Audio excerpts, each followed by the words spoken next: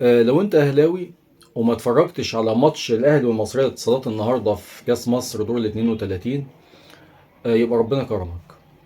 انت تحمد ربنا وتشكر ربنا ان ربنا كرمك وما اتفرجتش على الماتش ده. انا اتفرجت عليه للاسف. فضيحه. ما ينفعش تقول عنه الماتش ده غير فضيحه. يا دي الفضايح، يا دي الفضايح، يا دي الفضايح. يعني انا مستغرب، هي اللعيبه دي يعني ازاي انت لابس تيشيرت النادي الاهلي بالمستوى اللي انتوا فيه ده؟ لا في روح، ولا في اداء، ولا في نفس، ولا في اي حاجه خالص. مفيش دم.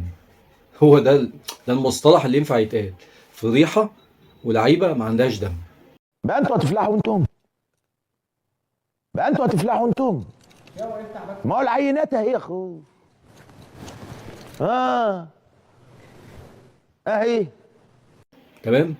يعني 3 نقط النهارده في المباراه عايز يعني اكلمك عنهم، لان انت في فضيحه زي كده وكارثه. تمام، لان في حفله هتشتغل يعني. فاهم؟ في تحفيل وفي ليله النهارده، هيحفلوا على الاهلي جامد النهارده.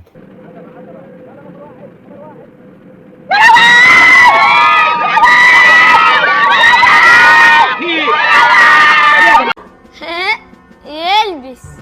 فانا في دروس بتطلع من الكارثه والفضيحه بتاعت النهارده دي. 3 نقط. تمام. عشان يبقى استفدنا حاجه من الفضيحه دي.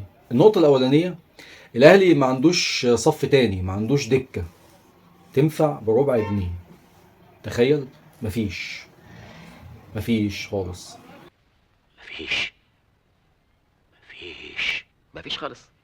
مفيش. دي مصيبة سودة ومنيلة ب60 نيلة يا شحتة.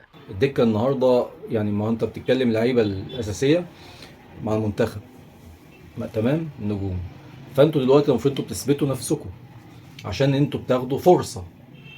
فما تجيش واحد فيكم بعد كده يزعل انه استبعد مثلا من قائمه لقاء، او انه قالوا له مع السلامه انت مش نافع في الاهلي او كذا، عشان انتوا ما عندكوش دم. مش عارفين قيمه التيشيرت بتاع النادي الاهلي. الاهلي ما عندوش صف تاني، ما عندوش دكه. تمام. ما عندوش لعيبه احتياط خالص، ما تقدر تقول كده رسمي نظمي فهمي. مفيش دكه. تمام.